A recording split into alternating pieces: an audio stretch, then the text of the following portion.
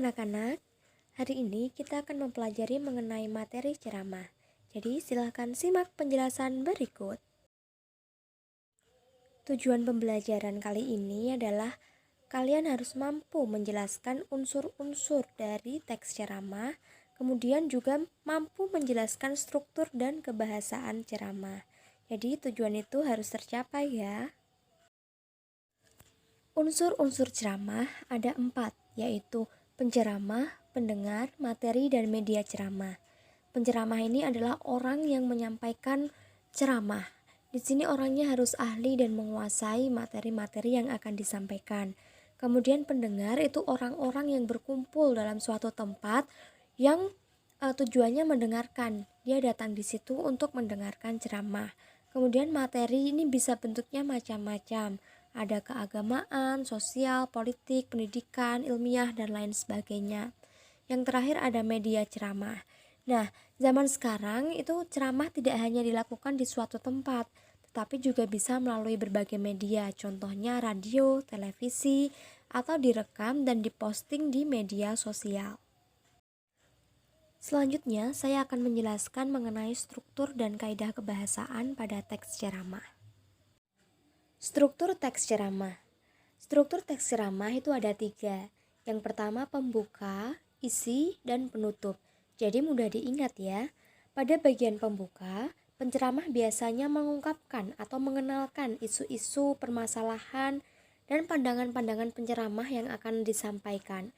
Kemudian pada bagian isi ini berupa rangkaian-rangkaian argumen dari penceramah. Tentunya harus didukung fakta dan bukti-bukti tentang argumen dari penceramah agar menjadi kuat argumen-argumennya. Kemudian yang ketiga ada penutup.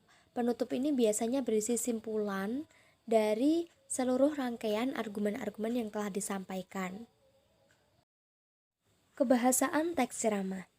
Ada beberapa ciri kebahasaan dari teks ceramah.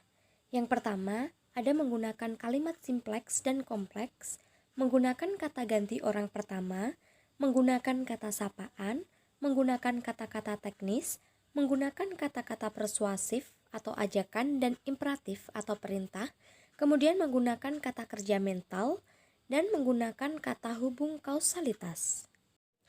Selanjutnya, saya akan menjelaskan mengenai kalimat simpleks atau biasa dikenal dengan kalimat tunggal. Kalimat simpleks merupakan kalimat yang terdiri atas satu klausa atau satu struktur predikat. Jadi dalam kalimat tunggal ini, strukturnya itu minimal subjek dan predikat atau SP. Klausa sendiri itu apa sih? Klausa sendiri itu merupakan satuan kalimat yang mengandung predikat.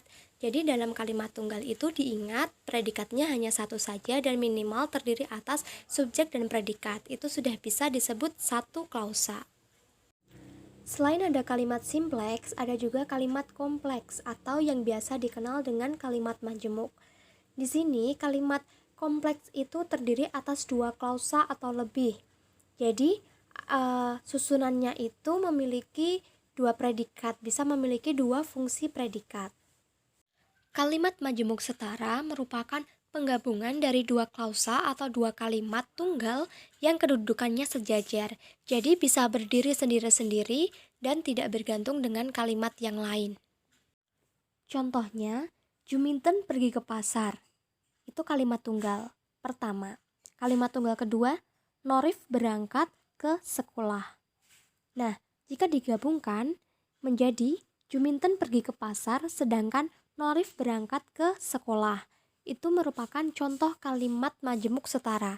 Jadi jika dipisahkan, kalimat tersebut bisa berdiri sendiri dan tidak bergantung satu dan yang lainnya. Selanjutnya ada kalimat majemuk bertingkat.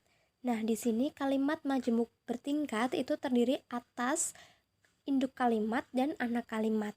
Induk kalimat itu apa sih? Induk kalimat itu adalah kalimat yang dapat berdiri sendiri sebagai inti dari kalimat majemuk, sedangkan anak kalimat itu merupakan sebuah kalimat pendukung dari induk kalimat.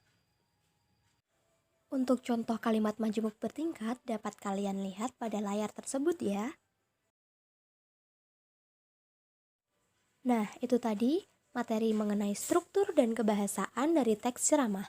Terima kasih telah memperhatikan. Jangan lupa tetap semangat belajar.